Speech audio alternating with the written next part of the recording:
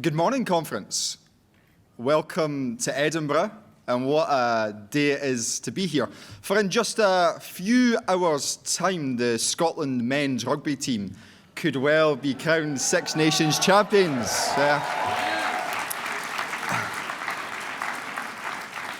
Did anyone see Seamus Logan clapping there, did they? No, hi Seamus. But friends, I've got a confession to make. Should we beat Ireland this afternoon, I can confirm that I will, for the first time in my life, be proudly supporting the most magnificent and extraordinarily talented England team to ever play the game when they play France tonight. That one will confuse the Daily Express journalists, that's for sure. But conference, it gets better still. Because, and bear with me, because I am a little bit biased on this one, we are now just 7 wins away from Andy Robertson going up to lift the Scottish Cup, the World Cup. Even better. Now, you might have read that I have booked my flights and I've got my tickets for the games. But what you won't have read is that I've not actually asked the First Minister for permission to go to the games. I think he's got other things to worry about, don't you? Not least conference, the election, the small matter of an election on the 7th of May. And you might have noticed our party, the Scottish National Party, is within touching distance of the majority that will give our nation a fresh start with independence.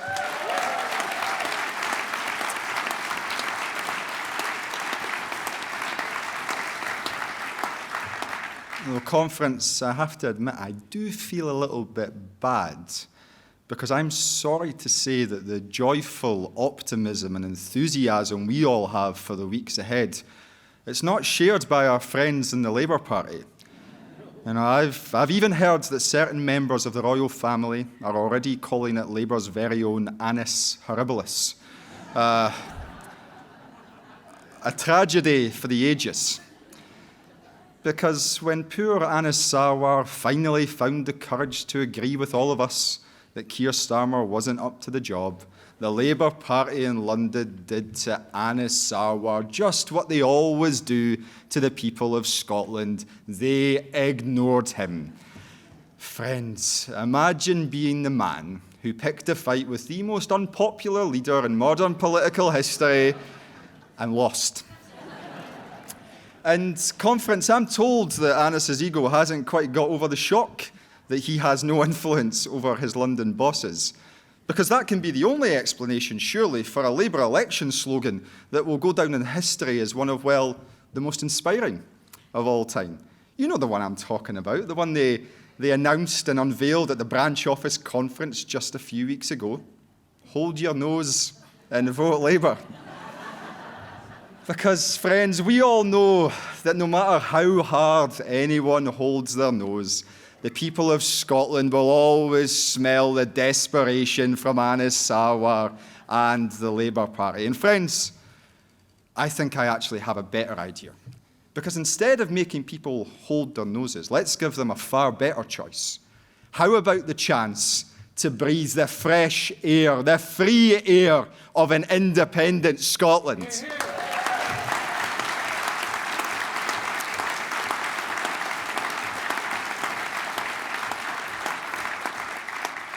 Conference, that fresh start offered by independence smells very sweet to me indeed.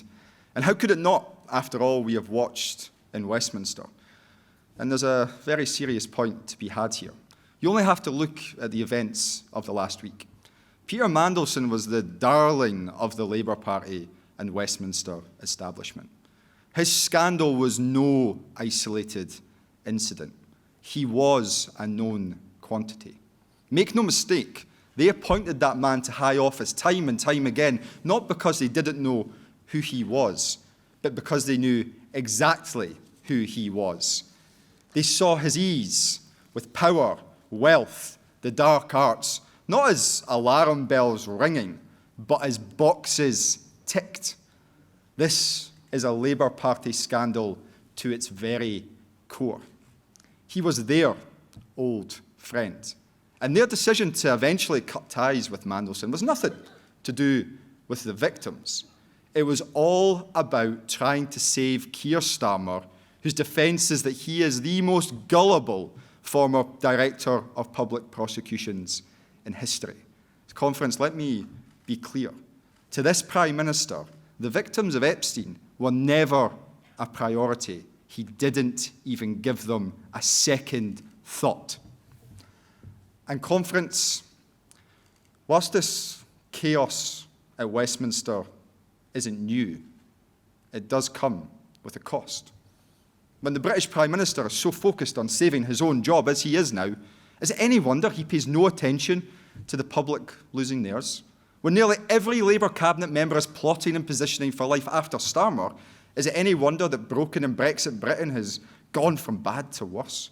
When the Labour Party is so busy thinking about their own civil war, you can guarantee they aren't thinking about the cost of food. They're not thinking about the cost of energy bills. They're certainly not thinking about the cost of filling up a car in Conference. Let me tell you with absolute certainty, they are definitely not thinking about what is best for Scotland.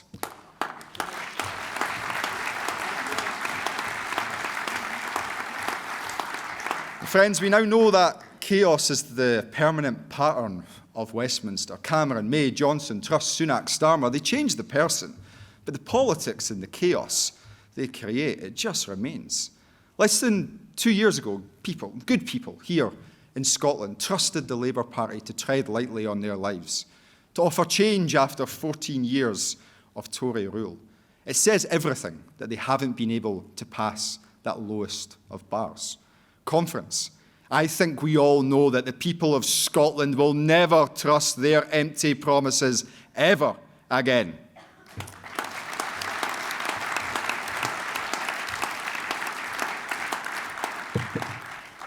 But, friends, if I keep talking about the mess at Westminster, I'm going to become as cheery as Douglas Alexander. So let's turn to something much more positive. In the middle of all this chaos, Scotland has someone rock solid to rely on. We have a leader who has dedicated himself to the service of Scotland. A leader whose steady hand is guiding Scotland through what is an ever more dangerous and chaotic world.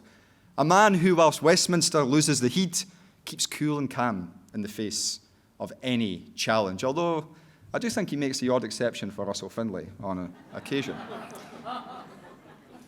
You've seen it too. In Conference, I know, you know, and the people of Scotland know that in a turbulent world there is nobody else more trusted to lead our nation than John Swinney.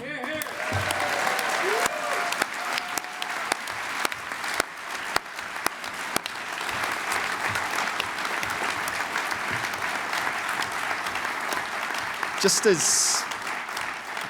as chaos has a cost, the reverse is also true. Calm, thoughtful and trusted leadership delivers. And just look at what John has achieved since taking on the leadership of our party and our country.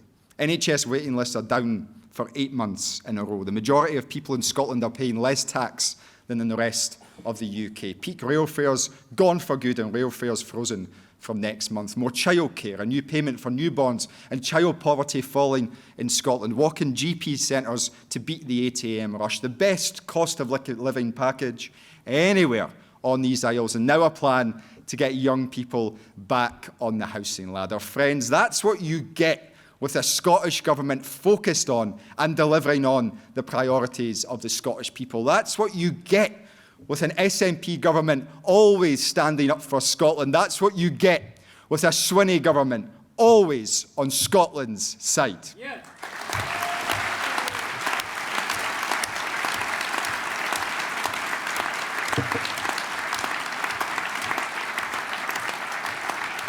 And friends, you know what the best part is? He's told me in private that he's only just getting started. At Conference, as we all embark on the final weeks of this campaign, let us not forget the most important point. We must meet and talk to people across Scotland in the full understanding of where they find themselves at this moment. Because right now, so many people are worried. They're worried about the world Donald Trump is shaping with his illegal war in Iran, the carnage it has caused in the Middle East and the impact here at home. They're worried about the war that continues in Europe, where Ukraine still fights strongly against the barbarism of Putin, whose pockets only grow deeper thanks to Trump's war.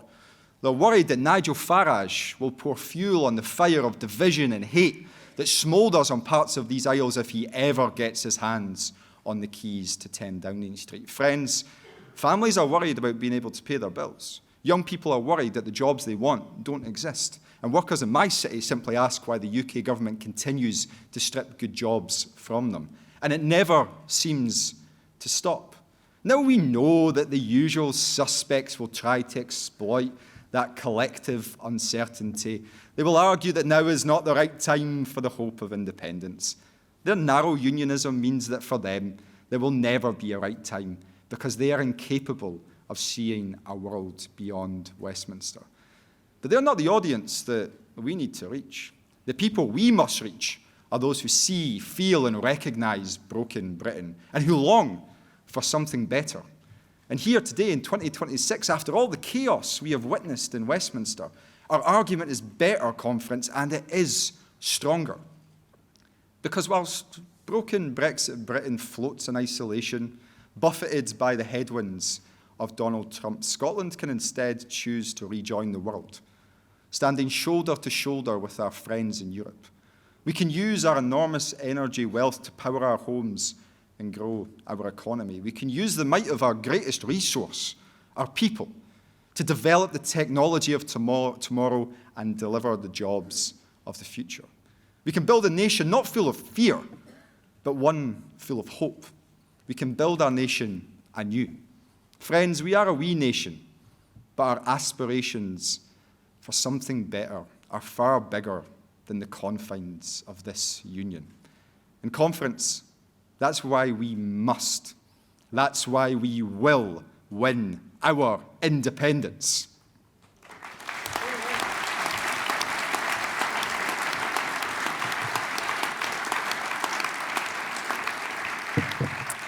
Friends, we must be confident in convincing our public that this future we crave can be a future that will deliver for them too.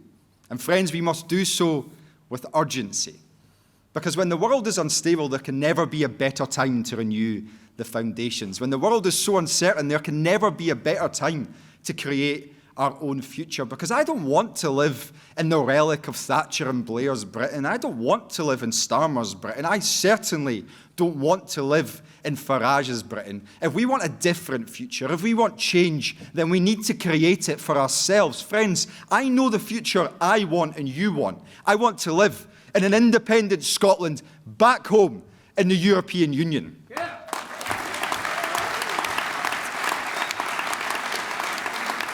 And friends, that is what sets this party and this movement apart. That is what only the SNP can offer. Because when it comes to this election, yes, we are asking people to give us the privilege of their trust and return our party to government. Yes, John Swinney is by far and away the best candidate for First Minister. But just as importantly and far more radically, we offer the chance for the people of Scotland to take our future into our own hands.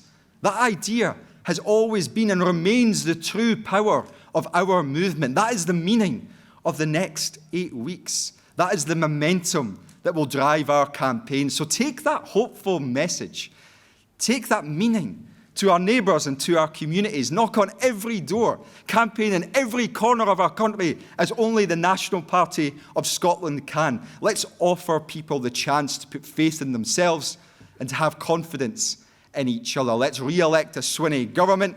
Let's win a majority, and together, let's achieve the fresh start of independence. Thank you.